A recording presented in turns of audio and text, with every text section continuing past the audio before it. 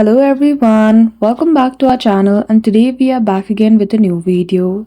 So in this video, I will show you how can you easily increase the hotspot speed on your Android phone.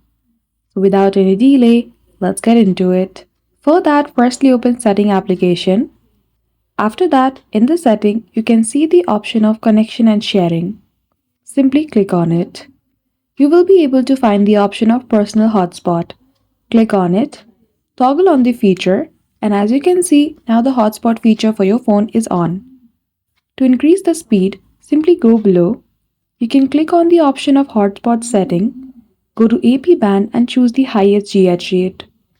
Also toggle on the feature of use Wi-Fi 6.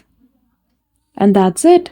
Just by changing the settings on your hotspot, you will be able to provide faster Wi-Fi connection. So I hope you found this video helpful.